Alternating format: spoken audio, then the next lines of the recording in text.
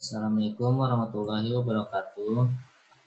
Di sini kami akan mempresentasikan yang berjudul Virtual Memory bersama teman saya Muhammad Raffi Ramdhani dan saya sendiri Farhan Apriyatno dari kelas D dan kelas C. Definisi.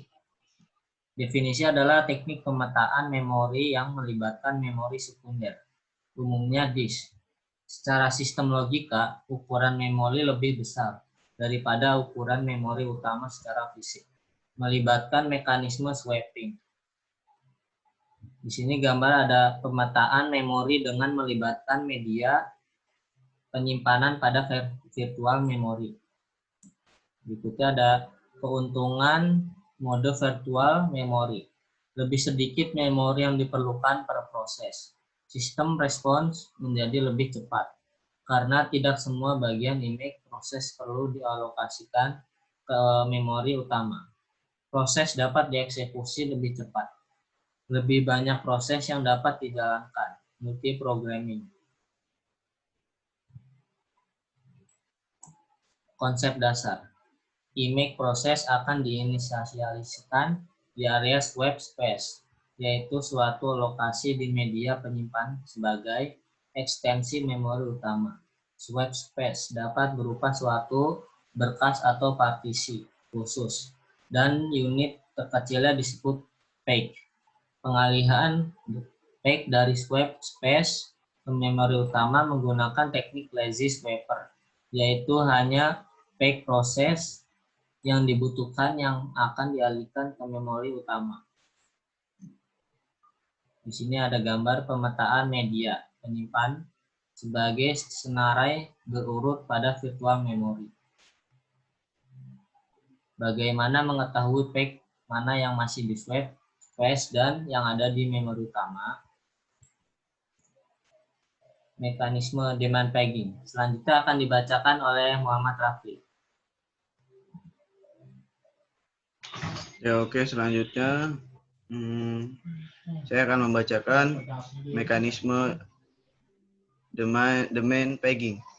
Konsep dasar. 1. Jumlah frame di memori utama tergantung tingkat multiprogramming. Semakin tinggi tingkat multiprogramming, semakin sedikit jatah frame untuk tiap proses. Yang kedua, menggunakan bit valid atau invalid di page table. Misal, bit 1 berada di memori utama, bit 0 berada di swap space. Next. Selanjutnya, mekanisme demand pegging yang berikutnya. Jika berstatus invalid, maka trackback fault akan dibangkitkan agar ditangani lebih lanjut oleh rutin SO, yaitu page fault handler. Yang kedua, rutin page fault handler akan menangani operasi swap in terhadap page yang diperlukan. Di sini ada gambar mekanisme demand pegging. Ya, bisa dilihat. Dan selanjutnya ada mekanisme demand pegging, langkah-langkah swap in. Yang pertama, mencari frame memori utama yang kosong. Jika tidak ada, dipilih salah satu page dalam frame victim page untuk di swap out. Yang kedua, swap in. Yang ketiga, memperbarui rekaman di page table, mengubah validation sama dengan 1. Yang terakhir, restart. Di sini ada gambar mekanisme penanganan page fault pada demand pegging. Dan selanjutnya ada page replacement. Secara umum algoritma dapat dibagi 2, yaitu global replacement. Victim frame dapat dipilih dari semua frame yang ada. Yang kedua, local replacement. Victim frame dapat dipilih dari frame yang sedang ditempati oleh image proses bersangkutan. Di sini ada gambar algoritma page replacement. Dan selanjutnya lagi ada page replacement. Algoritma page replacement, yaitu yang pertama ada algoritma FIFO. atau yang disebut dengan phase in phase out.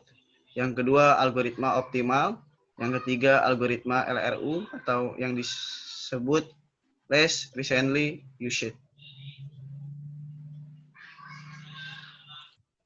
Pack replacement, yang pertama algoritma FIFO. Pack yang diganti adalah pack yang paling lama berada di memori atau yang pertama kali masuk.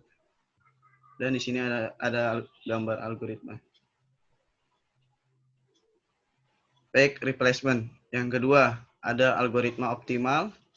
Yang pertama, pack yang diganti adalah pack yang baru akan dipanggil lagi pada waktu yang masih lama. Yang kedua, diasumsikan sistem mampu memprediksi pack-pack yang akan diakses.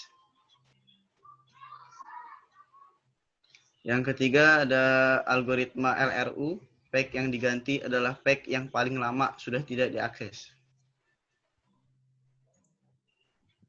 Seberapa banyak jumlah frame yang butuh dialokasikan ke suatu proses yang berjalan?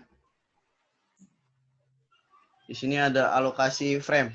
Yang pertama, pengalokasian tiap-tiap proses bervariasi tergantung pada tingkat multiprogramming.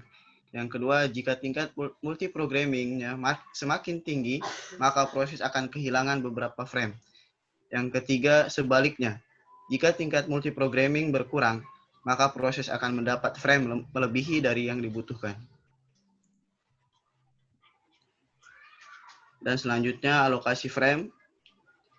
Alokasi frame terbagi 3. Alokasi sama rata atau yang disebut equal allocation. Tiap proses mendapat jumlah frame sama banyak. Yang kedua, alokasi proporsional atau yang sering disebut juga proportional allocation. Tiap proses mendapat jumlah frame sesuai dengan besarnya image proses itu. Dan yang ketiga, alokasi berprioritas atau yang sering disebut priority allocation. Jumlah frame yang dialokasikan untuk tiap proses berdasarkan prioritas. Ya, mungkin itu saja dari kelompok kami. Mohon maaf apabila ada kesalahan kata-kata. Mohon maaf ada kesalahan kata-kata. Terima kasih. Wassalamualaikum Wassalamualaikum warahmatullahi wabarakatuh.